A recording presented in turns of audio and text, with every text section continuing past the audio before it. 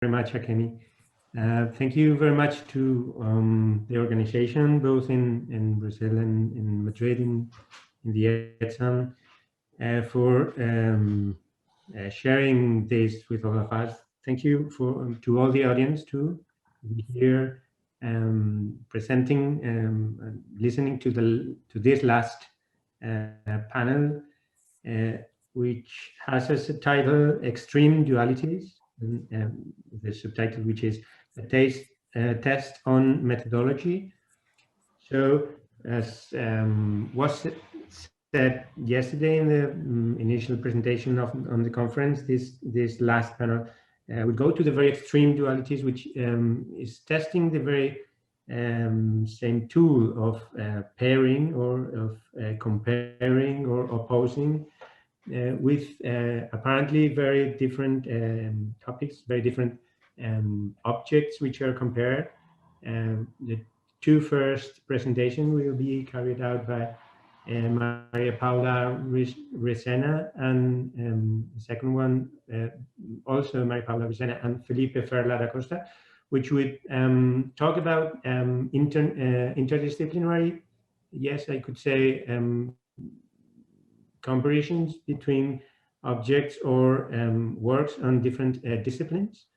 Then we will listen one that perhaps is not so extreme on the methodological, because it compares objects which can be understood as similar because are urban objects. And the last one, which I think is a very good one to end the panel and the conference, which is, I think, the most extreme one, which we presented by Daniel Bobilla, and which compares the core set with the home or with domestic space. So thank you very much to all the panelists, and I will start introducing the first panelist, Maria Paula Grisena. She's an architect and a master in visual poetics, which could help us to understand very well her work and her presentation today. She's a doctor, also a doctor in theory, history, and criticism in architecture, and this also a postdoctoral internship in theory, history, and criticism of art in the University in Architectural and Federal University of Rio Grande do Sul, where she is a professor in the Department of Architecture, and where she develops her research focused on architectural notations, diagrams, movement system, image interfaces between art and architecture, and she's also a visual artist. So please, Maria Paula, whenever you want, you can share your screen and present. Okay. Thank you very much. Well, thank you very much for the presentation. I change my glasses here.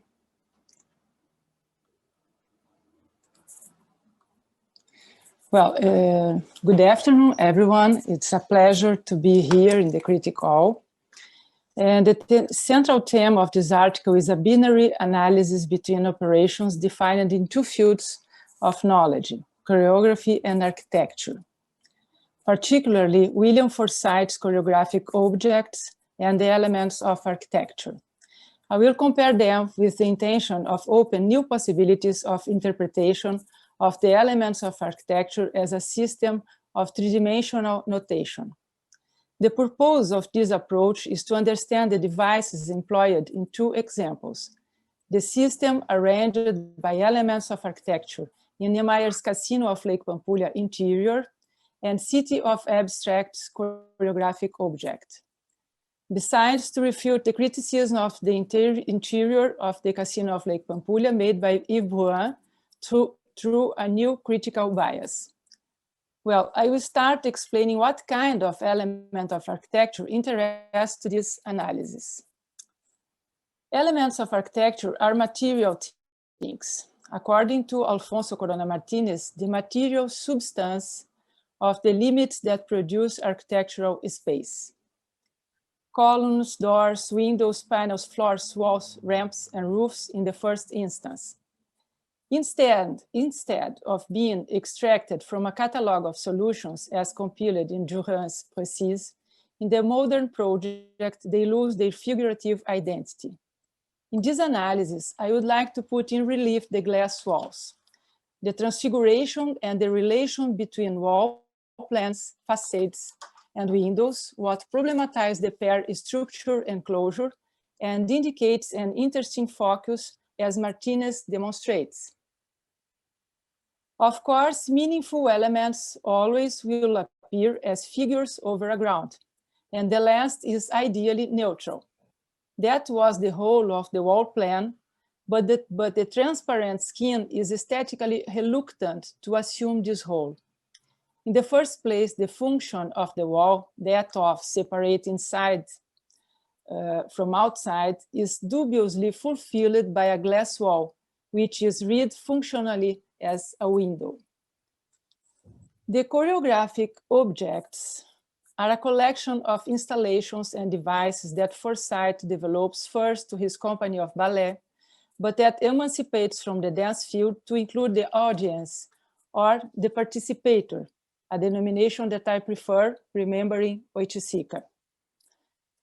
The choreographic object installed in Venice Biennale in 2009, titled The Fact of Matter, consists in a series of polycarbonate rings suspended by polyester belts. This is a turning point. Why? Specifically because in this device, Forsyth proposes an instruction to the participator: traverse the space using only the rings. We can think that what is a literal instruction, similar to the instructions of the conceptual artists of the 60s and 70s, can be an implicit instruction in other choreographic objects. And at this point, I would like to make a first approximation between choreographic objects and elements of architecture. The left figure shows the beginning of Cassino's ramp, and we could say that the implicit instruction is take the ramp and move slowly and up to the second floor. There are several precedents for objects that serve to organize a choreography, as we can see in dance, theater, and visual arts examples. However, this notion is problematized and updated by Forsyth. The way he introduces devices into architectural spaces reorganizes architectural choreography, and some of them play the role of superlative elements of architecture. Usually, they propose a choreography concerning space flows.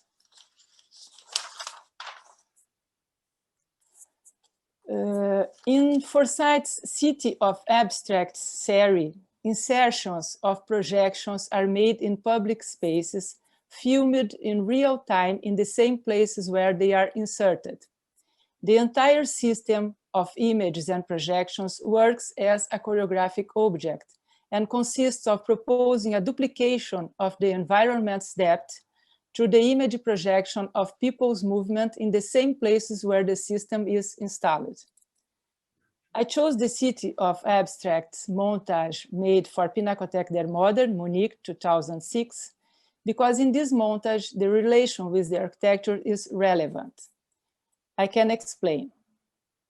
We can understand using a simple diagram and take the number 1 and 2, seeing the position of the image. The projection is shifted to about 2 meters above the ground level, aligned at the edge of the wall, here and here. The number 3 concerns the position of the camera. In addition to the distortion proposed as a projected images effect, the camera that captures the projected image is installed slightly tilted in relation to a stair. We can see this in the plan. In short, it is a reflection that adds to the architecture supplementary points of view. And number 4, the image projection. The images have a slight delay, what suggests something like a mise-en beam, always updating the recent past. Neither window nor mirror, but projection. It's not by chance that corners, borders, and subtle alignments of the architecture are used as limits of the image. This strategy makes that the projection pierces architectural plane, concealing to a certain extent the wall existed previously. In this case, foresight modifies the depth of the environment and reinstates the architectural composition. Supplementation occurs by including a virtual opening, a window whose transparency is not literal, but similar a mirror's duplication. As a virtual hole in the surface of the pre-existing wall, the projection proposes a new cut line for this wall and, due to its mirroring, a confrontation or interaction of the participant with the architecture. Space changes in its initial qualities and becomes a proponent of an event. It is an architectural operation established by immaterial means. Differently, in the landscape in relation to which I place myself, what is seen is not beyond, but is behind in an irregular view outside a legible geometric scheme. Now I'm going to concentrate the analysis on the interior of Oscar Niemeyer's Casino of Lake Pampulha, Belo Horizonte, 1944. The casino project has 3 interpenetrating volumes: a square main hall, a linear and elongated prism with services, a pear-shaped drum with a track space for shows and restaurant. By separating these functions in 3 prisms, Niemeyer delimits the main hall only for the great arrival at the casino and for the games themselves, locating them in the mezzanine. Access to the main hall is centralized in relation to the mezzanine void, with access to the mezzanine through ramps perpendicular to the main access. By placing a wall lined with mirrors on the right, the line in red, Niemeyer transfigures the composition's initial geometry. The apparent simplicity then reinforces Niemeyer's sophisticated strategy of solving the program through a system of movements arranged with the placement of ramps in the center of the main hall, immersed in a game of reflexes. Here we can see the distortions of the mirror wall. Yves Rouen, commenting on the Casino of Lake Pampulha, praises the solution of the volumes as well as the balance between full and void that would result in a composition marked entirely by balance. Regarding the internal space, Rouen has a very different opinion. The interior is less well resolved despite space research. The set of ramps and cantilevered balconies does not produce the desired results, as they are diluted in the profusion of colored coverings. Supposedly luxurious, the marble on the stair rail is acceptable, but the chrome steel of the columns is inappropriate, and the pink mirrors that line the walls are unfortunate. In this case, Niemeyer could not free himself from the bad taste that guided the ornamentation of the great casinos of 19th century.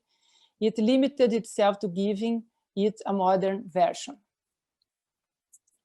Well, Niemeyer's project contemplates the choice, deliberated, of a collection of certain coatings related to each other. Regarding this, there is no doubt. What's not clear and could have in its defense a notation other than the conventional one is that the choice of these coverings and not others is an explicit reference to 19th century casinos ornamentation. This coating gives the building's movement system a more sophisticated character that may not have been perceived by Rouen, as the anterior transcribed comment indicates. Do Niemeyer adds to the mirror wall's illusory depth the polished surface of the columns that mark the modulation's regularity. The column surface reflections are added to the mirror walls reflex in a game of continuous replication. Well, how to represent this spatial arrangement? What kind of notation to use to represent it? We must invent. What could be seen as mere decorative here assumes the task of duplicating the main hall plan, making the modernist plan of harmonic symmetry becomes a classical or geometrical plan symmetry, similar to the 19th century casinos. It is then possible to admit a floor plan that has been not just duplicated, but blurred or distorted by the mirror set that takes place between the reflective surface of the wall, covered with mirrors, and the reflective surface of the polished steel columns, an environment where the ramps are immersed.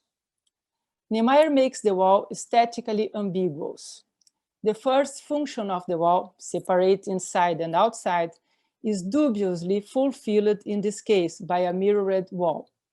The notation shown in this image allows you to counter in a flat figure the depth experienced during the movement undertaken in the casino's main hall.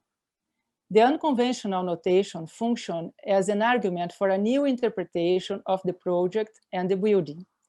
This graphic notation shows the three-dimensional notation that orders the architectural flow. These characteristics give the coatings used in the composition in association with the ramp choreographic features that emancipate them from a purely decorative category. Well, in these espaces autres heterotopies, Foucault opposes utopian spaces to heterotopic spaces. Utopics as unreal spaces and heterotopics as spaces where all other determined cultural spaces are simultaneously represented, contested, and inverted, as in a casino. The interface between these two images proposed by Foucault would be the mirror, a mixed experience, a coalescing surface between two depths. Simultaneous projection in the city of abstracts operates in the same way, as a mixed experience, a coalescing surface between two depths. Installed in the Pinacothèque der Modern, the possibility of subjective reorganization is updated due to the small delay proposed by the artistic device. However, I would like to highlight some crucial points of spatial organization in its material aspects.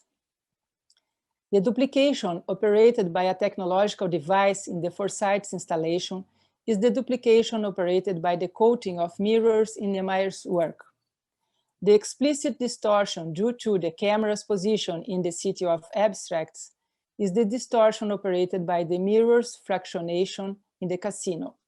Finally, the play of reflections between the architectural elements of the casino and the double image seen in its many surfaces operates a certain delay, as it happens in the city of abstracts device. When approaching the projection of city of abstracts and the reflective surfaces of the casino at Lake Pampulha, it's evident that there is a complementary or extra perspective in both operations. By doubling the sense of perspective, the distortion is not only in the image, but also in the spatial arrangement that gives the participant a feeling of vertigo. As final words, I want to say that the ambiguous role of glass walls, mirrored surfaces, and projections is what will unite, in these cases analyzed, the choreographic objects and the elements of architecture. In this sense, bringing together works that contain similar operations promote clarification of aspects of the project that can be highlighted. The purpose of this analysis was to point out founding operations that go beyond the merely formal aspects that bring them together. By bringing together terms already clarified in their fields of origin, which have common operations, hidden aspects of the practice are revealed, which is essential for new possibilities of understanding the studied work and consequently its criticism. Thank you.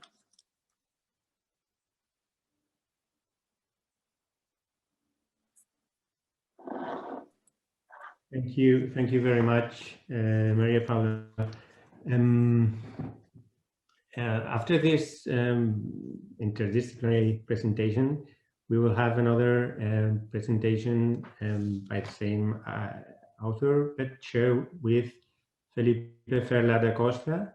In this case, the discipline which is compared to architecture is music, and Felipe Ferla da Costa is an architect and is also a composer and a performer. So I would think this would be, as in the case of Maria Paula, very important to understand how this binary pairing between music and architecture is understood by someone which is an expert in both fields. So please, Felipe. Well, Felipe is architect. It's a master's degree student in the Federal University of Rio Grande do Sul. And as I have said, he's a musician. So please, Felipe, you can share with us your screen and present your work, Eisenman and Rage, Confluences and Divergences Between Formal Operations. Okay. Thank you, Felipe. One moment.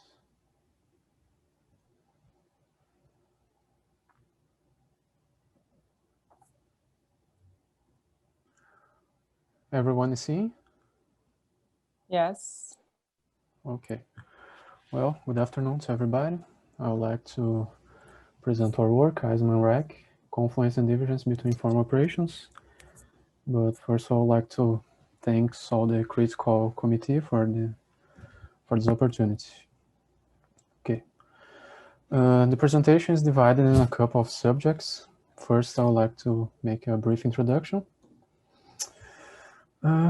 This presentation compares the formal operations employed by the American architect Peter Eisenman with concepts stipulated by the American composer Steve Reich. This comparison concerns Eisenman House 2 and concepts elaborated in the text Music as Gradual Process by Reich, with a special attention to an operation employed by him known as phasing, used particularly in his piece Piano Phase. But first, it's necessary to clarify 3 design instruments employed by Eisenman in his project and clarify some aspects about Reich's technique. First, formal base of modern architecture. In his thesis, The Formal Base of Modern Architecture of 1963, Eisenman stipulates the existence of 2 types of forms, generic and specific. The generic form is characterized as a definable entity with its own inherent laws, and the specific one as a physical configuration realized in response to a specific intent and function. Exemplifying these definitions, Eisenman names the cube as the form that's not only elementary, but also transcendental in its properties. Also, in the formal base of modern architecture, Eisenman proposed a formal analysis of different architectural works using diagrams. With this, he opens a discussion that is established on the diagrams of Rudolf Whittaker and then Colin Rowe, to whom Eisenman formulates a direct criticism. It is Giuseppe Terrani, use of a regulatory grid that establishes a formal logic for successive displacement and discontinuity operations analyzed by Eisenman in his diagrams that will become the main instrument in his house project that use a finite original scheme which can produce infinite configurations. Configured as a 9-square grid in the Casa del Fácio, such 2-dimensional arrangement, a diagram plan, would be used by Eisenman in his house, being this grid studied by Rudolf Whittaker and his pupil Colin Rowe. Now, the idea of process and minimalism. Starting in 1967, artists such as Robert Morris and Richard Serra began producing works that were not only the result of a given operation, but also the perceptual record of it. That is, the artwork reveals a process in progress or concluded that is more than a method, becomes the product itself. And this product is the result of an intelligible modification proper to the intrinsic qualities of the material that constitutes a given work. In the same way that in such practice, the process of making the work becomes the subject of the work, the various formal operations employed by Eismann in his houses imply that the process made the rules intelligible. He, Eismann, was not interested in the result, architecture being just the final moment of the process. Let's talk now about Reich, phasing, and process music. Simultaneously with the fact that the artists mentioned used the perceptual processes in their works, in the discipline of music, composers began to use the same ideas, such as Lamont Young and Terry Riley. Serra, along with other artists, had his works presented in an exhibition that took place between May and July of 1969 at the Whitney Museum called Anti-Illusion, Procedures, Materials.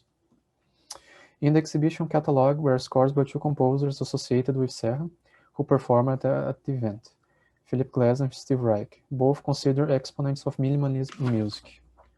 Specifying these characteristics, the Anti-Illusion catalog brings reproductions of scores. One of them is Reich's piano phase, based on a technique accidentally discovered by the composer in 1965, called phasing. Such operation consists in the use of two identical musical phrases whose cyclic execution occurs simultaneously. However, to the discrepancy in the speed of one of these phrases, it begins to phase in relation to another, eventually returning to its original state. Now, the comparison between house 2 and piano phase. Considering the fact that this presentation intends to establish the relations between the operations employed by Eismann in his houses and those of Reich's work, phasing in particular, in addition to the chronological aspects, operational aspects themselves were taken into account. House 2 was chosen as the object of study not only because it presented an operation of shifts between identical grids, of phasing, but also because it's the first project in the house series to employ the cube, the diagram, and the 9-square grid simultaneously, 3 design instruments discussed in this presentation.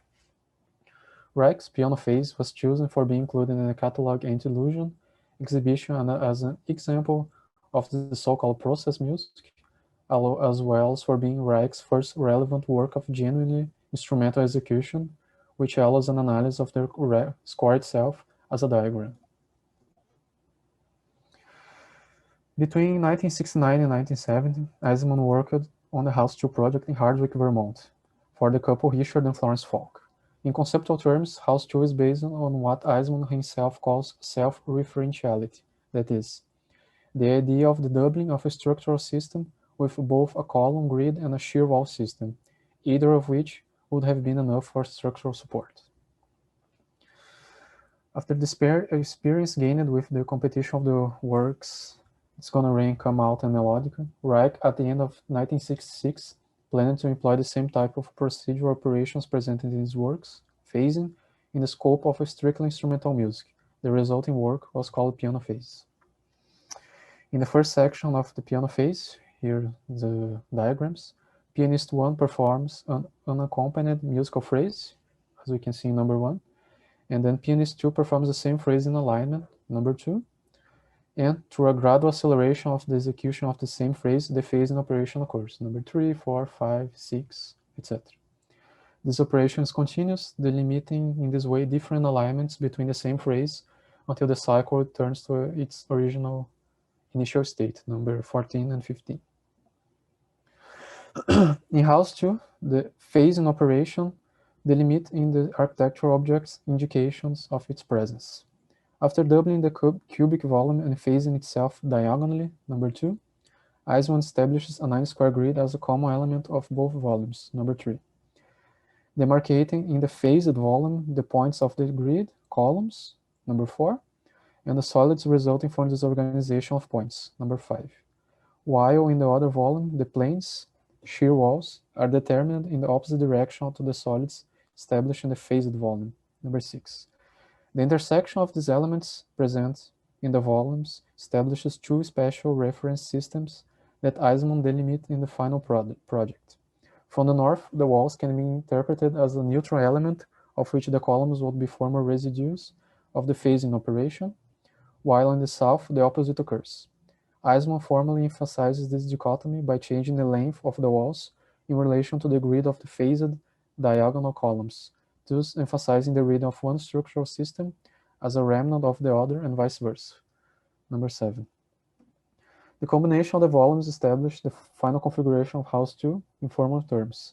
However, Eisman stresses the phasing operation in details beyond those of a strictly structural category. Details such as the roof skylights, number 1, and negatives, number 2, in addition to the extensions on the columns both on the ground floor in the north-south orientation, number 3, and on the first floor in the east-west orientation, number 4. Taking into account the fact that the two diagonally shifted phased volumes were organized from the 9-square grid, Eisman uses the residual spaces provided by such operation to also define functional aspects of the project. On the first floor, it's possible to observe that the staircase and the counter of the kitchen were placed in certain residual spaces, number 3, while on the second floor, Eisman delimits the main axis of circulation, in addition to niches intended for the furnitures of the room, number 4. Regardless of where Eisman and Reich's intention are in the use of operations whose the results are apparent to the individual who interacts with a particular work, architecture or musical, the results of this practice may suggest elements that are not of the immediate understanding. Regarding these facts, Reich argues in music as a gradual process that the use of hidden structural devices in music never appealed to me. Even when all the cards are on the table and everyone hears what's gradually happening in a musical process, there is still enough mysteries to satisfy all. These mysteries are the impersonal, unintended, psychoacoustic byproducts of the intended process. However, even if Reich claiming that the process themselves can provide various secrets, such secrets may also include the hidden structural devices of which the composer argues to have no interest. As described by Epstein in his analysis of the first section of Piano Phase, the second half of the cycle is a retrograde of the first, with the relationship between the two interpreters inverted. That is, each half of the process is symmetrical in relation to another. Taking into account that the number 8 is the middle of this first section, it's possible to perceive such symmetry by comparing the number 1 with number 14, number 2 number 2 with number 14, number 3, 13, etc. In relation to Eisman House 2, it's possible to identify a similar phenomenon. The phasing operation applied in the two volumes that make up House 2 also denotes an implicit structure. Taking into account that both volumes were organized from the 9-square grid and phased diagonally, if the axes of the grids contained in the volumes are prolonged and interconnected in their limits, a symmetrical pattern of A, B, A, B, A, B, A is clearly noticeable. From this pattern, one can then deduce the general proportions present in the project with a secondary grid whose insertion in the existing one establishes an alternation between modular configurations of 1 by 1, 3 by 1, and 3 by 3 in a grid of 13 by 13. The presence of the number 13 in this project therefore refers to row in its comparison between Palladius Villa Malcontenta and Le Corbusier Willenstein. Both projects have modular ratios of approximately 8 by 5, numbers that, like 13, are part of the Fibonacci sequence, and whose division results in a value close to the golden ratio. From the insertion of this 13 by 13 grid in the plans of the project, it is possible to perceive how this grid delimits more accurately the arrangement of the elements that constitute the House 2 project. In the ground floor plan, the secondary grid marks the arrangement of the area dedicated to the toilet and the small service room, while on the first floor, the same grid delimits the negatives, whose layout is also apparent on the roof skylights, in addition to the area related to the rooms and offices, since these are all interconnected. Now, in conclusion, like all relevant research, initial hypotheses are just the starting point. Their intuitions not yet brought to the field of intellect or concepts. In this case, our hypothesis was that the analogous phenomena can occur simultaneously in different disciplines, and that when we understand that varied productions are coming from similar interests, the knowledge about the same productions would not only become broader, but would show that, regardless of the discipline in question, they work at the core with ideas. In the study now presented, covered characteristics of Eisenman's work came to the fore, demonstrating a certain geometrical rigor present in tectonic aspects that, however, go beyond hasty interpretations. If it was not initially the object of the research to point out these qualities in the comparative works, in the sense of a judgment of values, these qualities presented themselves by enabling readings beyond those already established initially. Finally, the concepts presented together with the methodology are not limited in themselves, because they can provide instruments whose use can be made when approaching other works subordinated to the same functions. Thanks. This is the end.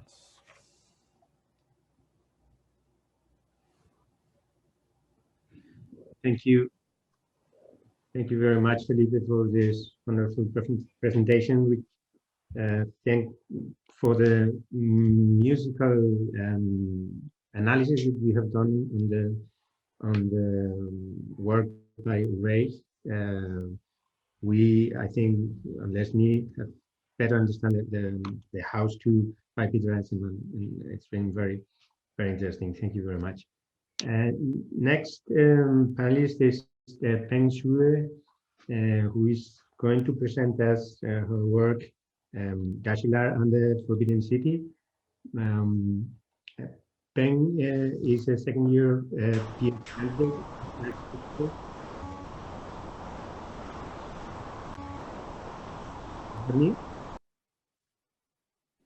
Now it's fine, yeah. Okay. She is a PhD candidate in architecture at ETSAM in Edinburgh, sponsored by China Scholarship. Her current doctoral research explores the paradigmatic qualities in the production and representation of Dashilar. Sorry, this was the time from the previous presentation.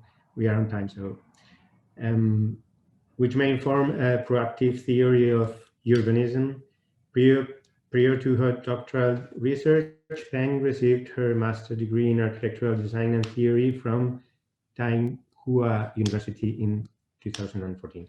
So please, Peng Xue, you can share with us your project, your presentation,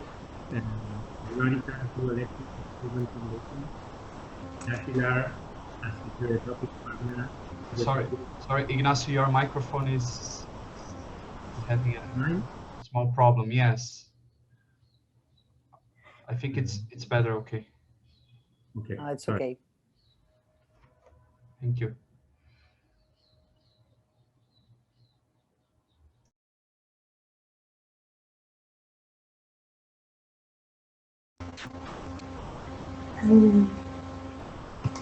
Okay, just a second.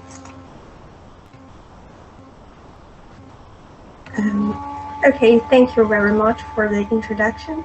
And I'm very glad to be part of this conference. And in my paper, I used the real situation of Beijing to reconsider the duality of formal planning and everyday practice in urban formation. And if we look at the city of Beijing, we can easily understand it as a metaphysical diagram. The imperial ideology defines a central position in terms of the sovereign. The regularly symmetrical layout of the Forbidden City defines the center of the city, and its north-south axis is the strongest organizing element of the entire layout. And in the Forbidden City, the arrangement of all spaces are echoes of such actuality. And outside the Forbidden City, the walls of the imperial city and inner city are telescoping parts of the same apparatus. But at the same time, there is a neighborhood sitting outside the Forbidden City on its southwest margins called Dashilar. And it always reminds us that Beijing cannot be simply reduced to this metaphysical diagram. Dasha first came into being between the ETSAM city and the relocated Yuan capital from the 13th century urban reconstruction. It has been generated with a lack of actuality, but rather formulated through different strands of everyday practices. Although it was included as part of Beijing in 1553, Dasha was only disturbed but never governed by the external imperial social forces. So it now has juxtaposed itself to the actual Forbidden City for centuries. And so the proximity of Dasha to the Forbidden City has made it also a part of the reality of Beijing. All that is subjected to the ideologically based formalities in the inner city also exists in Dasha, but in a very different, essential, and expressive order. Taking Dasha and the Forbidden City as a pair is critical for us to grasp the formal formation of Beijing. Such pairing implies two different ordering systems. It reminds us that the spatial order of Beijing is not simply as static as prescribed structures imposed by formal plans, but also contingent upon the specificity and dynamics of everyday life. In other words, their pairing allows us to view Beijing as a space of becoming. To comprehend the coexistence status of Dasha with the Forbidden City, I extend Michel Foucault's theorization and establish heterotopia as a technical term. Heterotopia is first elaborated as other places by Foucault. He used it as a device to explore political techniques through which hegemonic forces shape everyday practices. In his theorization, heterotopias were considered as static beings in the symphony of hegemonic forces. But here, Dasha as a heterotopia is not to inform political techniques through which a dominant power shapes everyday practice. Instead, it takes a form of construction and reveals how everyday practices also gradually build up the city of Beijing as a larger construct. And this notion of heterotopia as driven by Dasha also explicates the salient features of the architectures therein. Dasha suspends the tight codifications of normalizing systems, but allows heterogeneities of everyday life to be incorporated into its fabric. What is construct? Heterotopia is first it constantly nourishes entirely new urbanity. Used it, and as a result, architectural forms keep evolving and present us with a great. In his theory, heterotopias were constantly of hegemonic forces, but here inform political techniques in which the form of construction and rebuild up the city of Beijing as a large driven by Dasha. Also,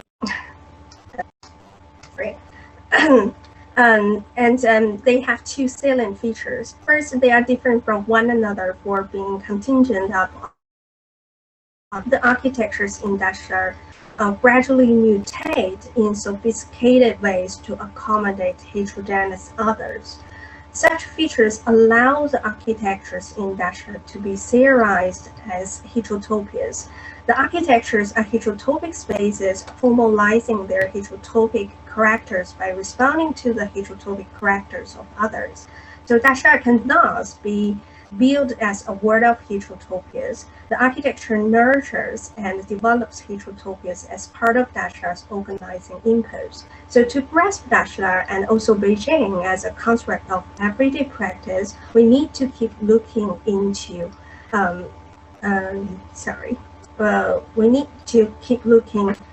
the different examples of spaces as serial heterotopias. And then, how can this serialization of heterotopia help investigate the social spatial orders beyond prescribed structures? I have demonstrated this through different examples in my PhD dissertation, and here I will introduce one of them very briefly. Sorry. Okay. So first, surprisingly, on the other maps. The drugstores in a modern form were excluded from the modern healthcare system. So these two maps together presents us with a paradox of modernization in the early 20th century Beijing. So the division of modern and traditional in medical practice didn't correspond to the same division in the architectural production of healthcare facilities. And Deshoutang on the southern edge of Daxia was a prominent example of the drugstores that adopted westernized architectural styles. Although the two-story structure, the round clock, the dorm, and the steam train model were overtly foreign, why and how they were combined in this shopfront is rather perplexing. So to comprehend this architectural innovation, we firstly need to understand traditional drugstores as heterotopias. Given the shared tradition and practice, most traditional drugstores in Beijing seems to have been built on the same plan. The plan consisted of a shop in the front, a courtyard with a storage room in the center, and a mill with a separate entry in the back. As the governmental dispensaries witnessed a steady decline from the 14th century, the growing objective of profit-making imposed on drugstores an increasing need to distinguish themselves from each other. So as a result, while the interiors of drugstores remain similar, the central courtyards became essential as a secret space, a space for the proprietors to navigate and research the heterotopic characters of their business. So the interior arrangement of Deshoutang followed exactly this traditional pattern. The heterotopic characters of the proprietor's management made Deshoutang a heterotopia. While traditional drugstores generally supplied well-off urban families, the proprietor of Deshoutang targeted at the populace of lower socioeconomic status. So in the early 20th century, this group of customers usually went to Tianqiao, a newly emerged market featuring cheap and second-hand goods, to buy medicines and other daily necessities. The reliability of the medicine sold at Tianqiao was commonly doubted by customers. So to overcome this doubt, the sellers often relied on the credibility provided by their physical skills, as they couldn't present any other valid evidence for the effectiveness of their medicines. So the proprietor of Deshoutang opened his store along the east-west main street that divided the street of the districts of Daxia and Tianqiao in the early 1930s. To attract potential customers from Tianqiao, the shopfront was designed to be recognized from a distance. Understanding that an eye-catching performance usually conditioned the exchange of medicine at Tianqiao, the proprietor set up a stage on the top of the storefront building and used a steam train model to give hourly performances. However, this performance was different from the shows concocted at Tianqiao because it didn't aim at testifying to the effectiveness of Deshoutang's medicines. Like the prominent Chinese drugstores, Deshoutang established the reliability of its medicine on the learned traditions of mainstream medicine and the buyer's personal experience. So the customers who finally decided to give the product a try would codify the shopfront according to their own experience. The shopfront, therefore, became a representation of the store's morat. So now we can understand Deshoutang's shopfront is not simply a common arrangement that catered to the same Occidental fashion in the early 20th century. Instead, its special composition registers the shared tradition of Chinese drugstores, the heterotopic characters of the proprietor's management, the rationales behind the treating of medicines at Tianqiao, and also the customers' codifications of the store's morat. Through its architecture, we can grasp Deshoutang as a heterotopia, the formation of which responded to the heterotopic orders of many coextensive practices in Beijing. So to conclude, The pairing of the Forbidden City and Dasha reveals Beijing as a space of becoming, while the Forbidden City has defined the actuality of Beijing. Dasha, as the embodiment of everyday practices, has always been nurturing new social spatial nuances that make Beijing a unique and adaptive construct. The theorization of heterotopia based on their pairing doesn't stress the normative role of the Forbidden City, but the constitutive role of Dasha in forming Beijing as a larger ordering system. But in contemporary Dasha, urban practices have a tendency towards regulation under typological planning regimes and heritage programs. So in this context, the coextensive status of Dasha with the Forbidden City becomes critical, because it reveals the complex and heterogeneous processes of urban formation. It reminds us that urban formation is not simply dominated by formal plans, but also contingent upon the specificities and dynamics of everyday practices. This requires us to think about an alternative perspective for urban design and planning. So instead of regulating the divergent operations according to a singular ideal, urban design and planning are to record the existing agencies based on a critical evaluation of the contingent fabrics in a newly interpreted situation. So as our design becomes a part of the constructed fabric, they will stimulate mutations in everyday practices and allow new agencies to emerge. In this way, such design will gradually come to terms with the multiple complex assemblages of difference and develop various means of encouraging rich assemblages between people and things. So in this sense, urban design is at the same time a process and means an assemblage of heterogeneous apparatuses. That's it. Thank you very much. Thank you. Thank you very much. Sorry for the very fast presentation of our last panel because we are running out of time. The last presentation will be carried out by Daniel Movilla, who is an associate professor at Umeå School of Architecture in Sweden, where he leads the studio in master's program. He holds a PhD architecture from the Polytechnic of University of Madrid, and his doctoral thesis, Housing and Revolution, won the award for Outstanding Doctorate in 2015. His studies focus on housing research and the formation of power relations in domestic space, which is very related to what we are going to hear now. Please, Daniel, you can share your screen and present your work, Corset and Domestic Space, Ortho-Architectural Exoskeletons in the Disciplinary Era.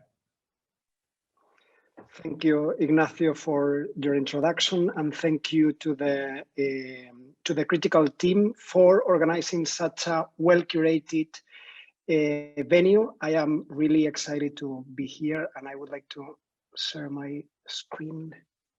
Just a second. Right. So can you see my screen? All right. Not yet. So this communication juxtaposes two apparatuses external to the body that were aimed at regulating the feminine and masculine anatomy, their movements and conducts. The corset of the Victorian period and the Swedish research-based domestic space of the post-war years. Looking into the scientific discourses governing its mechanism, the study contributes to chart how orthopedic politics developed during the 19th and 20th century through disciplinary exoskeletons have helped to invent, map out, and fix the somatic fictions of sexual epistemology that constituted the basis of the biopolitical modern regime. The communication discusses Foucauldian models of biopolitical power as a tool for architectural analysis. And based on this proposition, I'll reflect on the centrality of sex and sexuality in modern domestic architecture and will raise critical questions about its intervention into the biological and social structure of our society.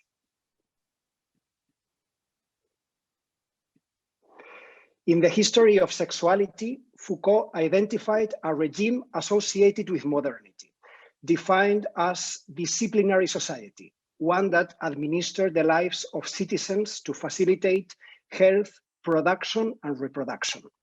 This led to a new sexopolitical system that recognized the distinct forms and functions of male and female anatomy. Woman was legitimized as an independent political subject. Divergence from the norm, whether sexual, anatomic, or behavioral, were pathologized and morally condemned. This gave rise to new pathologic and immoral personages, or as Foucault describes them, the sexually abnormal, the nervous woman, the frigid wife, the indifferent mother, the impotent husband, the neurasthenic girl, the exhausted child, and the young homosexual who rejects marriage. Human beings were reduced to bodies subject to scientific scrutiny, medical diagnosis, social manipulation, punishment, and correction. Techniques for building sexual subjectivity within this new epistemological framework were external to the body, including sexual anatomy guides, birth rate control policies, restraining garments, or spaces for education, for example. For Foucault, these mechanisms operated as exoskeletons capable of forcing the body to adopt somatic fictions. Architectural structures are included in this list of techniques for generating subjectivities. Places like prisons, schools, housing, or public space had a mandate to shape and manipulate the sexual body. The individual, which inhabited a space, was disciplined through spatial constructions that constrained, manipulated, and molded their body's movement, aesthetics, and meaning according to biopolitical ideals of masculinity, femininity, and heterosexual reproduction. In this way, architecture constituted a physical mechanism to impose discipline. And we are going to look at two examples of subjectivization of this kind.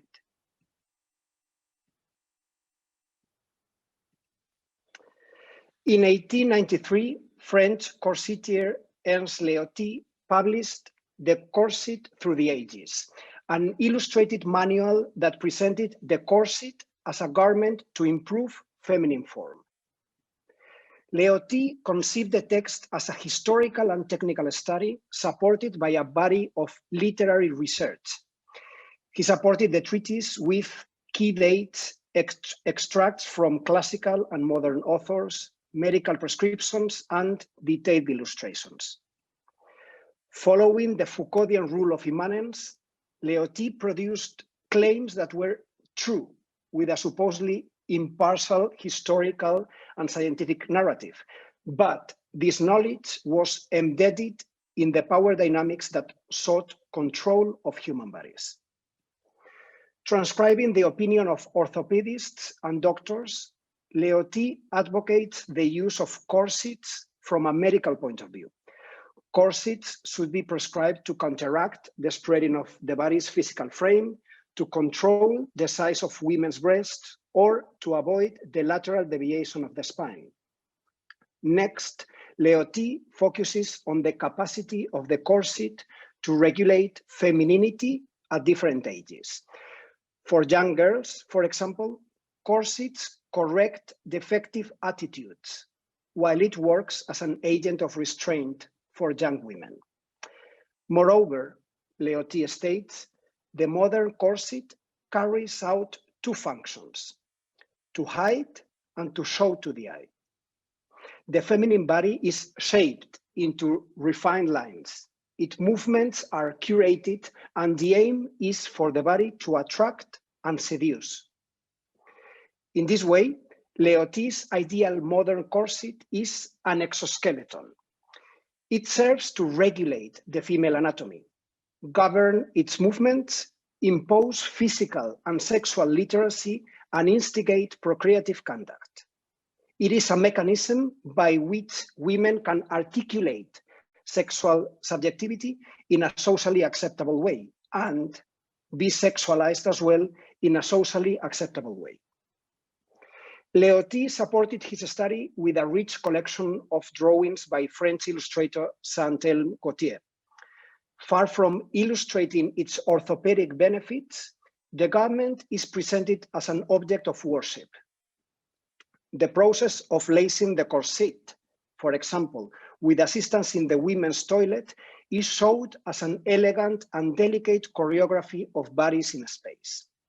We can see here that the subject being laced into a tightening corset is clearly happy to enhance its feminine beauty. The tightener subject is happy to create that feminine beauty, and a third observing subject is happily contemplating that beauty as it emerges in front of its eyes.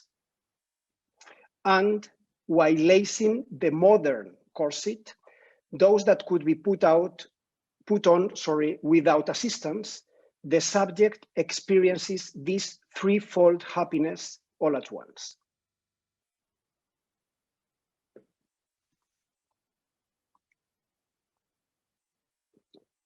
In 1941, social researcher Britta Åkerman published the first sociological survey on domestic habits in Sweden. It was called The Family That Outgrows Its Home. The study sought to improve the old and poorly equipped domestic material conditions in the country. 214 Stockholm families were invited to participate in a survey, with each family earning 5 Swedish crowns in compensation and the guarantee of anonymity. If they accepted the offer, knowledge would be extracted through observation, personal confession, and visual analysis of their homes. This peculiar combination of confession-based and scientific discourse resembles Foucault's reflection on sentia sexualis, that is, a means to transform sex into an object of knowledge, something to be understood, controlled, and utilized. In Åkerman's study, the hidden self, the private self, and even the shameful self are extracted, codified into knowledge, and where there is the will to do so, corrected.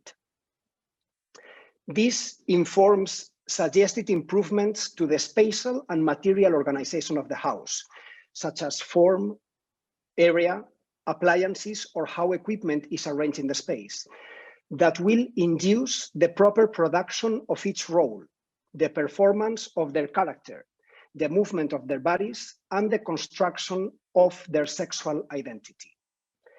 In other words, domestic space is formulated as a highly efficient apparatus to mold individual bodies, shape their behavior, and influence their desires. Just as Foucault outlined and Leoty intimated in his corsetry manual, Åkerman's recommendations institutionalize housing architecture as a political tool for articulating two forms of power, the subjugation of bodies and the control of populations. The first form of power considers the body an instrument. Åkerman interprets the architectural form of the house as a means to validate and reinforce the heterosexual middle-class white reproductive family as the dominant discourse. For the home to maintain its strategic role in economic growth, it must retain emotional connections that grant the continuous operation of the family unit, with man as the main force for production and insemination, woman as the uterus and secondary force of production, who, by the way, guarantees a system of alliances, and child as an investment in the ever-increasing value of the family. As with the corset, domestic space in Åkerman's formulation operates as an exoskeleton, Molding the body from the outside, it regulates the feminine and masculine anatomy, imposes an efficient physical literacy, and induces sexual reproduction. The home is where sexuality is confined, normalized, and governed. As Foucault puts it, a locus of sexuality was acknowledged at the heart of every household, the parents' bedroom. Like the parents' bedroom, the kitchen is viewed by Åkerman as a space with a strategic potential. The architectural form of its space, its furniture and appliances have the capacity to dictate the female body's movements, a choreography that informs her role and anchors the role within a constructed and fixed subjective identity. The kitchen, the bedroom, the living room, all of these are conceived as spaces where personal desires and the system of production intersect. The house is a mediator between the individual and society in the process of constructing the personages of the disciplinary society. The second form of power concerns the control of births, the level of health and life expectancy of human beings now as a biological species, what Foucault called a biopolitics of the population. The organization of the decent family, the normal family, came to be regarded by Åkerman as an instrument of political and economic control for Swedish society. Her study on domestic life and their implications for the family's growth and well-being revealed domestic space as a strategic artifact for capitalism and, as Foucault describes, the control insertion of bodies into the machinery of production and the adjustment of the phenomena of population to economic processes. Through the home, Åkerman recommends surveillance be institutionalized at a national level. In the present moment, Åkerman says, our childless and our families with just 1 and 2 children mean that our people are shrinking at such a rapid rate that in a generation, it will have decreased by a quarter.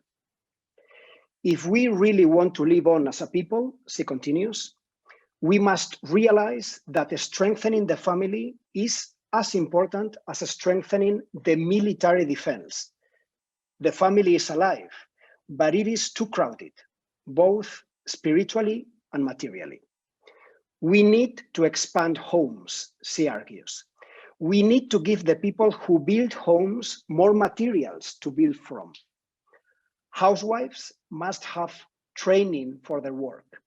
Both husband and wife need to know more about how to deal with children and adjust to them.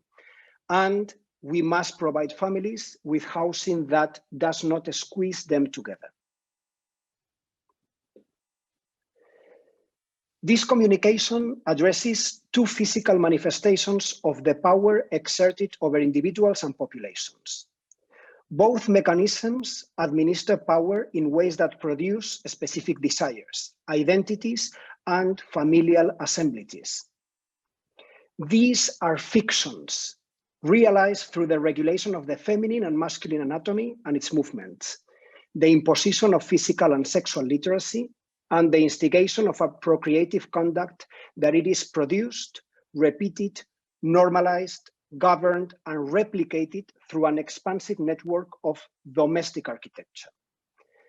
In their interaction, these fictions function as an enormous orthopedic laboratory, a disciplinary matrix where subjects, families, and populations are engineered.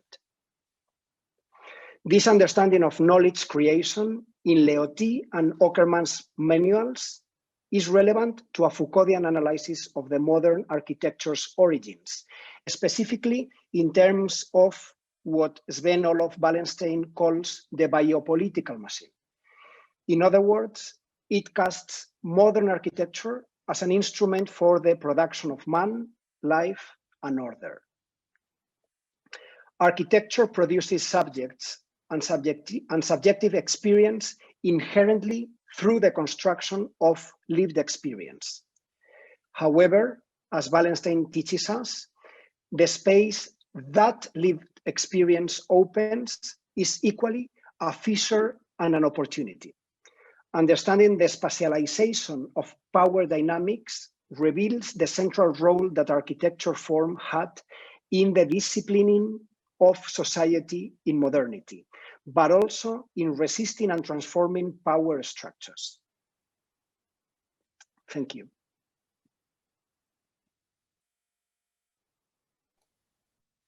Thank you very much, Daniel. Sorry for not introducing to Esperanza in this binary masculine and feminine work. In my last program, I did not have her name on the work, but I can see on your presentation that Esperanza is also author of this work. So I did not mention her. I don't know if she's between us. She's associate professor also in Sweden, in Umeå, and has been PhD in Madrid Polytechnic. So Esperanza, if you're among us, welcome. I would like to start very fast this last discussion, this last panel on the conference, because after us it's coming one very important key speaker, and we are running out of time. And I would like to start with your presentation, Daniel, which is, I think, the most extreme case of duality. We have ended this conference with the most extreme dualities, and your one, which is the last one, I think is the most extreme. I would like to start with one question about the methodology, about the tool of comparing. And in your case, which is you are, as far as I know, researching on social and housing, specifically in Sweden.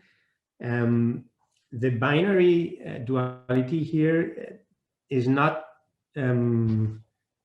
balanced in this. It's not a symmetrical relation. So the very important thing here is the housing, or is the architecture, we could say.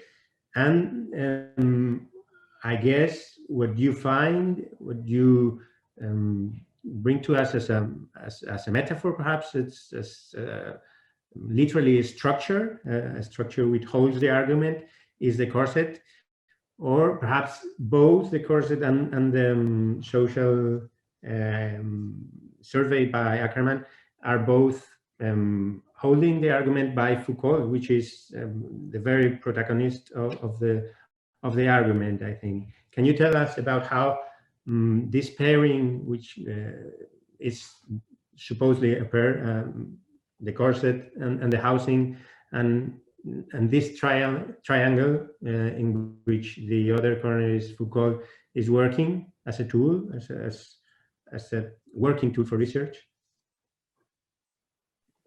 Yeah, thank you, Ignacio. I have to say that I'm not sure, and I'm being very honest with saying that I'm not sure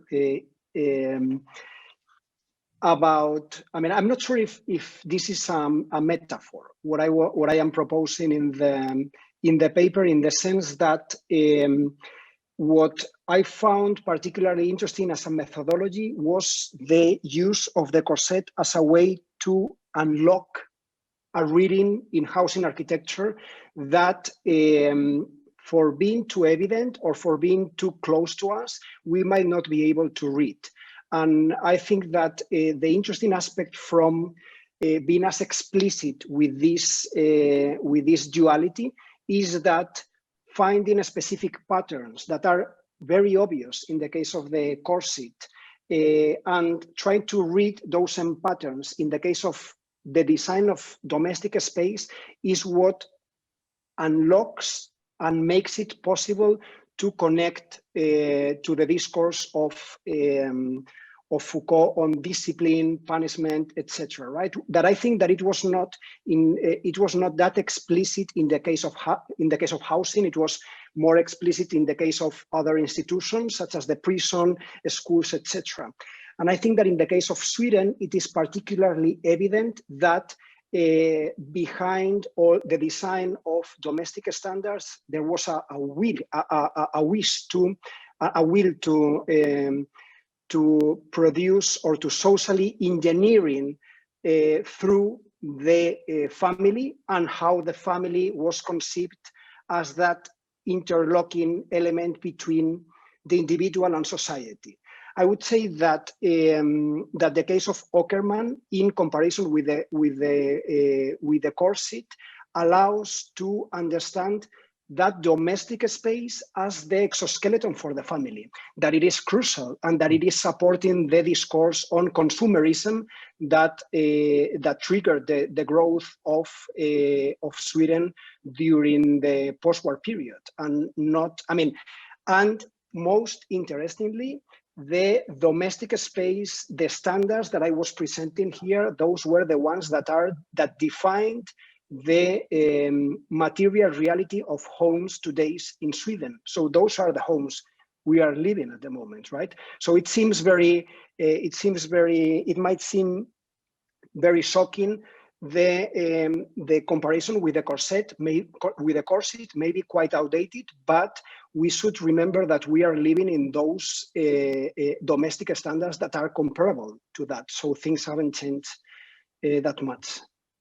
Yes, of course. I was asking that in that same direction. So this is 1940s in Sweden, but we could talk about 1960s in the States, and the advertising in the post-war period also in the States, or perhaps the policies that regulate social housing in most of the Western countries. Thank you very much for Daniel for your answer. I think it's extreme, and I think it asks about the limits of the comparison of the tool. But I think it's extremely clever. It's extremely sharp to present it as you have done, because it makes the argument very, very clear. I would move to the first two presentation. Felipe and Maria Paula, both presentations were, as we have said before, interdisciplinary. They were relating the discipline of architecture to other disciplines, choreography and music. You both are musical and visual artists, as well as architects. So in that sense, I guess that in your case, both dualities are much more balanced in the, and I don't know, I would like to ask how much has been learned or has been discovered by you in the field of architecture when researching in the fields of choreography and music, and the other way, how much you have learned about visual art or choreography and music, analyzing Peter Eisenman and William Forsythe work.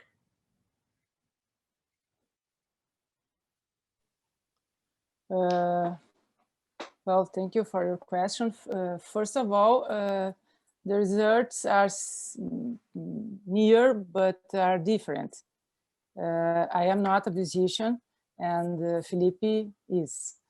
I don't know if I understood really, but I found the argument in researching about notations in visual arts, musical, and choreography too. And this argument, I think, is very architectural argument, the choreographic objects, because I think it's something that has some similarity with Daniel's presentation, that includes the body. There is a deal between the body and the element of architecture. That is something explicit in choreography and very explicit since Forsythe dislocate the choreographic objects from the field of choreography to the world. I know we have a few time, And I think Felipe could speak about the relation with the music. I just would say that the argument of the article is an argument of Felipe. He arrives in the program, the postgraduate program, with this argument already defined. And so we started to go beyond. So I passed to Felipe. I don't know if it's clear what... Yes, Okay. thank you. Okay, first of all, the first discipline that I was interested was music. So when I was a teenager, I learned about all this process music, minimal music, and years later, I started to study architecture, and I saw a lot of relationships between both disciplines. And in the end, the idea of this paper, that is I don't know, like 10% of my dissertation is approaching a subject with a different set of tools to, well, find answers that I didn't expect was there, but I was well, there's something here, you know. And as a multidisciplinary person, I would say that architecture doesn't exist in a void. If an architect or a person that is interested in architecture is doing it, it's best for him or for her to know what's happening in other fields, because in the end, it's a better thing for him and for the whole culture environment. I don't know if I answered correctly, but it's a very broad question. It's very complex, and we have a few minutes. Yeah. I have just, I would like just to complete, I think about the field of visual arts, I really pertain to the visual arts too. And I think the visual artists are very interesting about architecture, very, very interesting about, but I don't see the architects interested in visual artists. And this is a perishing, is a lost. I think we should look, as Felipe said, to look around. Architecture is not in a void, and I think it's very, very nice to see to the other fields. Yes, just it. Well, it's a nice debate. You know, this. Well, I think it's been a long debate. You know, if the discipline or interdiscipline. So it's complex, and the one argument that I would like to make in your presentation, Maria Paula, is you have said that the body is one of the most important things in your in choreography, of course, and in what you find in Niemeyer's Casino. Well, the work in the Choreographic Objects by William Forsythe, at the end, I think it's weird, it's paradoxical, but at the end he's trying to do a choreography without dancers or without people. The last works that he's done, he's working with objects, with robots, and with other things, but it's like building a choreography for non-human objects, and in that sense that relates to the paper with Felipe again. I don't know if Reich music could be described as non-human music, but near, and the own Peter Eisenman has speak about his own architecture as post-human architecture. Well, it's just a paradox because it's not an easy question to do it here, and we're running out of time. I would like to make a question to Peng before finishing this panel. Peng, we have, well, I have noticed that in your work there is, between the pairings, it's the most disciplinary comparison, your one between Dashilar and Forbidden City. There is also something about modern and traditional, other pairs as the Western and the Chinese, and the form and the image, because I think that we can find similarities between your arguments are arguments that have been done, like Cedric Price non-plan, comparing Paris voicing Le Corbusier with the London fabric, or Rainer Banham in LA, or perhaps in Sao Paulo, Niemeyer, Brasilia, and the favelas, the informal and the planned, the doing and the planning. And again, when you present this shop, this drugstore, where the plan is the traditional plan and the facade is a modern one, this connection between the form and the image, between the facade and the function, which again bring us to the decorated shed by Venturian, Le Corbusier, and Venturian Scott Brown. Sorry. So could you tell us about these Western arguments and these Chinese arguments that you have brought us with Dashilar? How are related and how could they be paired again? Well, thank you very much for the question. Actually, I mean, Dashilar is a real situation for me to reconsider the importance of the nuanced and even informal characters of urban fabric. So as architects and urban designers, we more, I mean, sensitive to formed urban fabrics. So we are, I mean, we are doing plannings, we do formal plans, so we are giving orderings to the urban spaces.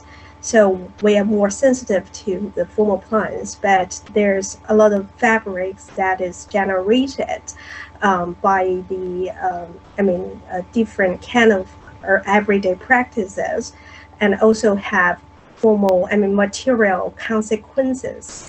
So my research is trying to say that there's no formal plans that dominated the generation of Dashilars, but they're still odors. I mean, it is not a chaos. Chaotic fabric. There's an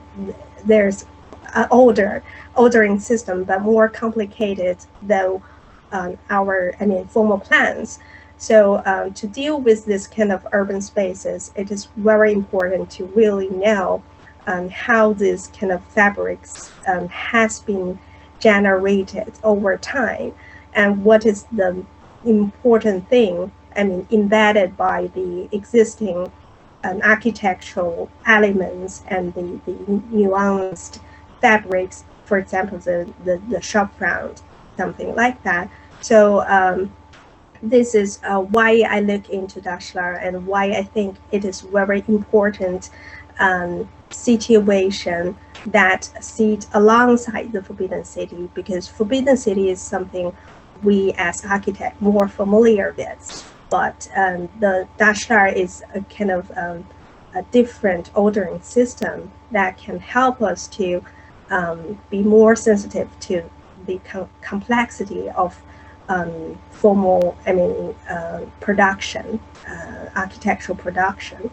My theorization of heterotopia is a bit different from how Foucault used it. So it's just to try to think about how heterotopia is trying to inform of how everyday life construct a larger construct, generate a larger construct, rather than the other way around. The political power, that how political power shapes everyday practices, shapes the body. So this is how this real situation contributes to the Western, discourse. So this is two-way round. The Western discussion helps to really understand Dasha, but Dasha also contributes to the extent helps to extend the Western civilization. Yeah, I think I'm answering the question. Thank you very much. Thank you, Karen. Well, it's been a pleasure. I think we have to be finishing here because we are going to have a final keynote speaker, a final lecture by Ton Avermaet. It's been very interesting. It's been difficult to relate the four panels, but I think something in methodology and something in your reference and in our reference as architects to Foucault, which is always there, as this ambiguous heteropia help us to understand things better. So thank you, everyone, and I hope you. I hope we can meet in I think